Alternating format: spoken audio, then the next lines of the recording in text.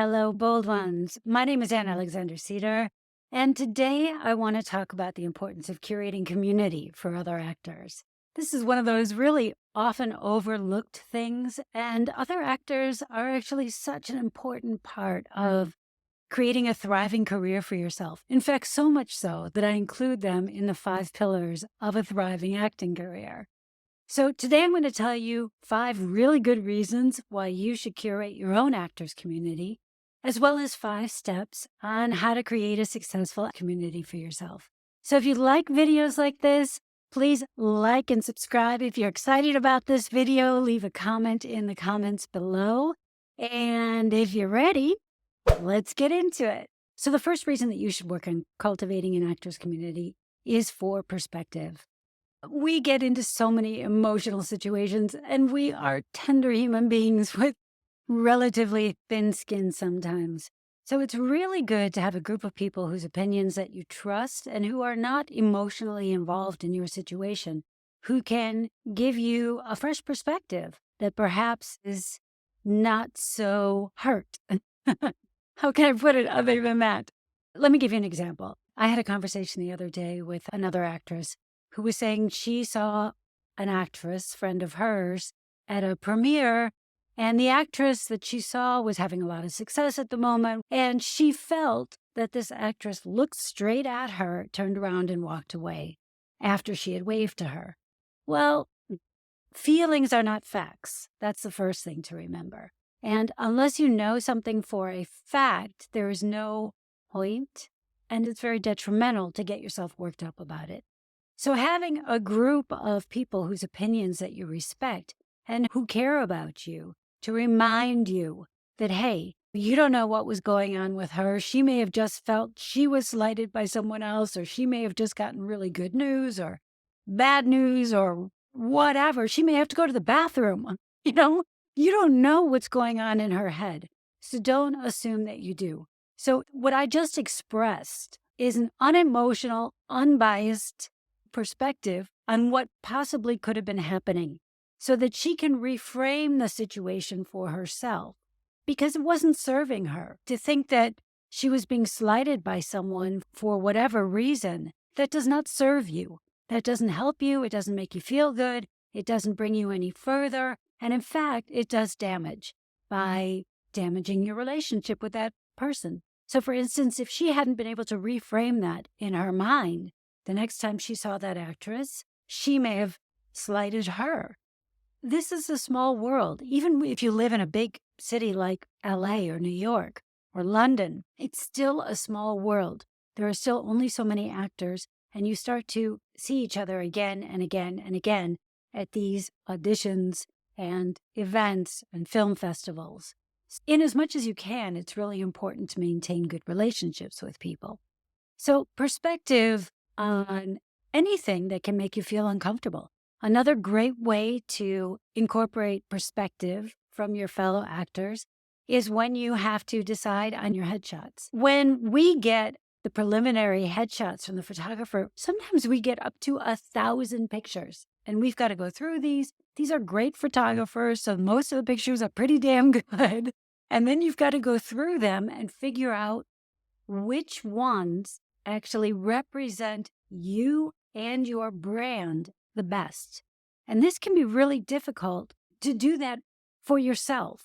It's difficult to see yourself without all the inner emotions and inner ideas and wishes, etc., etc. For instance, just take me. I mean, when I get my pictures back, I tend to choose those pictures where I think I look the best. And that's, yeah. I'm not proud of it, okay? I'm not proud of it. But it is how it is. I don't like to look bad, and there you go. And I don't think I'm alone in this. But pictures where I look the best may not be serving me. They may not be representing my brand or even how I actually look. So just assuming that your pictures do represent how you look, still, it doesn't have to be your most flattering angle. We are moving human beings on film. And so it's important to get more than one angle. more than, as in Germany, they call it your chocolate side. So don't just show your chocolate side. Another thing is which pictures best represent who you are, the essence that you portray, the essence that you go through the world with. We are all these multifaceted diamonds, and it really just depends which facet you polish and bring out to the light. So it's important to know which facet you want to polish and bring out to the light, but it's also important to know which are the innate facets, the innate essences that you bring to the table. And again, they may not always align with what you want. So it's important to get that outside perspective from colleagues whose opinions you know and trust, who are being honest with you about what your essence is. Then you know how to use it. Let me give you another really good example for this one. Steve Buscemi, right? Steve Buscemi is an extremely successful actor. I don't think anybody could deny that. And yet he always plays a loser. So I don't know what he's done to become copacetic with that outside view of him and how he's always cast and who he actually is as a man. And maybe he's just like, fuck it, I don't care. It serves me. I know I'm not a loser. And, if that's how I come across, well, whatever. I think it's important to marry the two or make friends with the two. Let's put it that way. And other actors can really help you on your journey to making friends with your internal viewpoint of how you would like to come across and with the external viewpoint of how you do come across. Another obvious thing is helping you come up with the appropriate snippets out of your scenes to use for your show reel. Again, it's really hard to get that outside perspective when you are very much inside as the actor. You want to make sure that you're showing a large range with your show reel. And this is the other thing. Actors, we know what a good headshot is. We know what needs to be shown. We're not always good at knowing it with ourselves, but we can definitely identify that in someone else. And the same goes for show reels. So this is a skill, and make use of this. And if somebody does it for you, definitely offer to do it back for them and make yourself available for the group so that it's not just a one-sided thing. Accountability. Accountability is so important for setting and achieving your goals. So the way that a group can help you is, first of all, when you have a goal, you need to state that goal. It's great if you can write it down and state it out loud for yourself, but it's even better when you state it out loud to the world. Because just by the mere fact of saying, I want to do this, by the end of the next 2 months, I want to have a new agent, or I want to shoot a new show reel scene, or I want to have made 10 new industry contacts, or 5 new appointments for next week. Whatever it is, state it out loud to people who will then come back to you in whatever time frame you set for yourself and say, how's it going? But make sure you're giving as good as you get. When you are asking for someone to be your accountability partner, make sure that you are also making yourself available to be their accountability partner. It's karma, baby, right? What goes around comes around. You got to balance giving with receiving. And mutual support is the key in a community. New skills, a way to learn new skills, to practice new skills. This is another great way to make use of a really supportive community. So how can you do this? Or what kind of skills am I talking about? Well, it could be something as easy as getting together once a week to work on scenes, to do camera work together. Or it could be something where you are collectively working together to work on accents, stage fighting, or stunt work, or animal work, or any number of things. And when you're practicing an old skill, that can be easier to organize, but it doesn't mean it's more difficult to organize a new skill either. So basically what you need to do is find a coach or find one of your colleagues. Maybe you know people who may know other actors. I mean, actors have a lot more skills than just acting. A lot of actors can sing, can dance, do yoga, breath work, stunt work, can show you how to use a camera, can show you how to use the sound equipment. There are so many things that you could do, little workshops just within the people that you already know. But another thing that you could do is pool your resources and hire a coach. For instance, if you'd like to learn a new acting technique, Meisner, Chubbuck, Batson, Laban, I mean, there are 1,000 of them, right? Or if you'd like to learn a new way to use your body, like, for instance, animal work, or you want to learn improv, these are great reasons to hire a coach. And if you all do it together, you pool your money, you're saving a ton of money because nobody's actually making a profit. You're cutting out the middleman. You're going straight to the source. So you find a great coach, possibly even a new connection for a wider community, or at least adding to your network. And you also get a really valuable skill at a great price. Auditioning opportunities. People, this one is not to be overlooked. Do you know, like when you see somebody post on Facebook or on Instagram, asking you, oh God, I got this audition. Does anybody have time to read with me? Well, you should be the first one raising your hand for this. First of all, just because you are going to need this someday. So be the person that offers before you ask. But second of all, if somebody's auditioning for something, that means somebody else is casting something. And there's a very good chance that you might be right for one of the roles. But you will never know if you don't actually put yourself in a position of networking with that person. It doesn't even have to be someone you know. This could just be someone in a community like a Facebook group or on Twitter or on Instagram. It doesn't really matter. And these days, you can go and help someone in person, but you can also do it on Zoom. So it doesn't matter where they are. If you see someone asking for help, then reach out and offer it to them, because actors can be a great source for finding out about auditions that are happening right now. In fact, I personally have gotten friends parts and things because they've offered to help me. Now, it wasn't because they offered to help me and I didn't personally get them the part, but they got the audition because they came to read with me. And many times, in fact, 6 times I'm thinking of right now, just off the top of my head, where I didn't even ask the casting director. I just said, hey, you know what? You're here. You have learned the part just by reading it with me. So let's turn the cameras around and now you do it and we'll send it in. People have literally gotten parts off of that. I mean, what's the worst that the casting director can say? No, thanks. I don't want to look at their tape. Okay, so what? What have they lost? I mean, literally nothing. They were already at your house or on Zoom or whatever it was. They were already there doing it. So it may have cost them a couple of extra minutes to actually have the camera turned on them. But I mean, is that a cost, really? We're actors. This is what we do, right?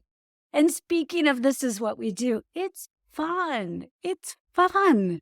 Go and help a friend. Go and help a colleague. Go and help a stranger. Be careful, though.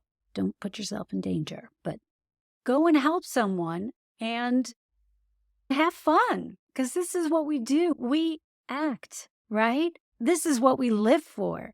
So any opportunity to act, whether you're getting paid or not, whether you've been cast or not, is an opportunity to have fun and an opportunity to possibly even learn something.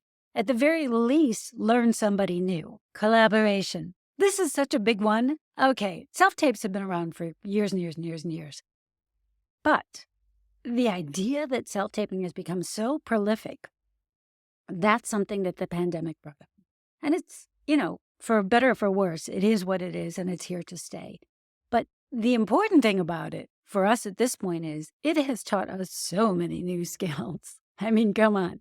We are our own camera person, our own lighting person, our own sound person. We edit our stuff. We direct ourselves. I mean, we have so many skills that we are learning and are perfecting, and maybe we haven't perfected them or learned them entirely, but these are skills that you definitely did not have before self-taping was a thing. So put them to use. Collaborate with other actors.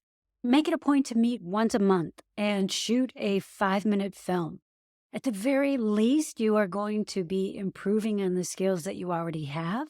And at the best, you are constantly going to be able to be refreshing your show reel with material of how you would like to be seen, as opposed to just accepting the material that you have from whatever. You want to always make sure that your material, it matches the way you want to be cast, necessarily the way you are being cast. So that's one way to make sure that your material is constantly being refreshed. And I know with a lot of the casting portals here, like eTalenta, Cast Upload, and Filmmakers, a lot of them give priority to profiles that have new material. So by constantly updating that, you're sort of constantly making sure that you're staying up at the top, which is also super important. Okay, so I have just given you 5 damn good reasons for why you should be curating community with other actors. And now I'm going to give you some practical tips on how to put together a community. I've done this many, many times, and it is one of my 5 pillars of a thriving acting career. So community is very important within my coaching group as well. So first of all, reach out to actors that you already know and like. That's kind of the obvious thing. If you're in a city where there are a lot of actors, that makes it much easier, especially if you've worked quite a bit doing some theater, film work, workshops, all of those things. I'm sure that you are meeting other actors. If you are not in a place where you're meeting a lot of actors, then you're going to have to get a little bit more creative, but it doesn't make it any less effective. So you can then be reaching out online. Now, if you are trying to create a virtual group, where do you find these other actors? Again, Facebook groups, Twitter, Instagram, use Instagram hashtags. There's Reddit. There are forums. There are so many places where you can reach out to other actors. So start with that. And once you have a group of actors, I personally feel like 6 to 8 people is very manageable. That gives everybody a chance to have their say and a chance to give their opinion. If you get much bigger than that, people can start to feel like they're being left out, like they're not being asked. And also the meetings can run very, very long. When you have between 6 to 8 people, depending on what you're doing, if all you're doing is getting together, for instance, for accountability purposes, well, then an hour or 2 is plenty of time, as long as you are sticking to a plan. So once you've got your group of people, you need to establish a meeting schedule. And it's also important to remember that we are all working actors, and some of us have families. I have a family. So it's important to remember that we may not always be able to attend every meeting, and not to feel resentful if somebody cannot attend every meeting. And I say that, but I also would stress that it's very important that people give priority to the meeting, that they treat it with respect and consideration as a priority in their life, frankly. I have a writers group. I meet with them once a week. We are coming up on our 2-year anniversary. These are amazing writers. They're all professional writers whose opinions I very much respect, and I have come to really rely on their opinions and their support, and I would not want to miss it. So with our writers group, one of us is always submitting a script or a treatment or even just a log line, and we work through it. But on the rare occasions when nobody has anything to submit, we will still read a script. We will read a Blacklist script or an indie movie script that just came out or something. We are still making sure that we're meeting and discussing and working that muscle. So once you have your group established, once you have your schedule established, then it's important to establish the rules of the group, a morale for the group, so that it doesn't evolve into like a bitch session. That doesn't serve anybody. If all somebody wants to do is get together and bitch about how much this sucks and that sucks and nobody's casting, and they always cast the same people and blah, blah, blah. It's all, God, I feel my body getting heavy just talking about it. It is such a drag, and it doesn't serve. You'll hear me say that a lot. It does not serve. It doesn't help you. So if it doesn't help you, then it could actually even be hurting you. And I think in the case of constantly reiterating negative shit, you're just basically bringing yourself and everybody else down instead of inspiring and motivating. You want to feel good when you get together. So if you need to talk about something, I'm not saying you shouldn't talk about something, but I'm saying make it productive. Bitching about something without looking for a solution is just bitching. This business is difficult enough without making it more difficult by putting all these limiting beliefs on ourselves. So, like that nobody's casting, they only cast the same people again and again, and all this bullshit, right? It's not true. There are literally, you can look at the facts and see that things are being cast and new people do get seen. So it's not a question of whether this is happening or not. Then you just need to stop and say, okay, I didn't get an audition for that. Why not? Do I not know the right people? How can I meet the right people? What can I do to be seen by the right people? So it's not a I can't, or they won't, or they don't like, or whatever it is. That is not helpful. What you always need to do, as Marie Forleo says, everything is figure outable. There is no can do. There is, though, a way to go, okay, this isn't working the way I'm doing it, so what can I do to fix this situation? Okay, now this is really obvious stuff, but how do you maintain consistency? There are shared calendar groups, there's Doodle, there's all sorts of crap that you can use to make sure that everybody is aligned. I know with my writers group, it's very simple. We meet every Wednesday, come rain or come shine, and then nobody can come and say, oh, I didn't know the meeting was today. So one of the ways I think it's really important to start off a group meeting is just by saying, what are the wins for today? Or what are the wins for this week? Or whatever it is, whatever time period you're talking about. So it could be something as simple as you reached out to 5 industry people this week, or you joined a new workshop, or you had 5 auditions, or you are writing yourself a short script to shoot next month. These are all wins. We often get very caught up in only counting the wins with things where we're getting a big paycheck, where somebody has hired us, where we are doing a guest star on a TV series, or we got a role in a feature film, or we got a big commercial, or whatever it is. We're only counting these things as the wins, and that doesn't serve you. It doesn't, because the other things count too. What about the time that you had 5 callbacks, but you didn't get the role? But those 5 callbacks, you know how close you were, or even 3 callbacks, or even 1 callback, you know how close you were to getting that role? Then it came down to things that were outside of your control. But that is still a win. You have cultivated a relationship with that casting director, and then it's very important to keep that up. So, okay, back to I think it's important then to begin each session with a win. Start with everybody's what they've accomplished for the week, what they feel good about for the week, and then you can move into their challenges. A challenge for me is something that can be overcome. A problem, problems can be more difficult, but a challenge is inviting almost. It's like, let's fix this. Let's figure out how to meet this challenge. Whereas a problem is just like, there's a big elephant sitting in the road and I can't get past it. I don't know. And lastly, I want to say that even if you cannot find a group of 6 to 8 other committed actors, first of all, you will eventually if you keep at it. But one person is enough to begin with if they are as committed as you are.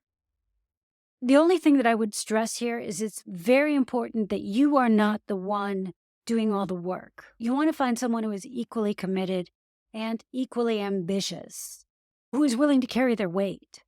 So that's all you need to start. Somebody can hold the camera, they can be your reader, they can be your accountability partner, they can give you a fresh perspective. One person can do all of that for you if you cannot find a group or you don't want to put the energy into finding a group. But it is very important to have that and to cultivate it. So in this video, we have learned 5 different reasons why it's important for you as an actor to curate community with other actors. We have also learned how to put together an accountability group, a community for yourself, And let me know if any of this resonated with you in the comments. I would love to know your own personal perspective on community and how it's important to you or not important to you and why. If you like this video, please like and subscribe. It honestly means the world to me. And now I want to challenge you to reach out to other actors and put together a community for yourself. And then let me know how it goes. I would love to know. So if you like this video and you want to have more videos like this, then give me a shout out. In fact, I would even love to know where you're watching this video or where you're listening to this video. So take a screenshot of it and give a shout out to me on Instagram, and I will share your stories on my story. So once again, I appreciate you so very much. You be your bold and beautiful self, and I will see you next time. Until then, bye-bye.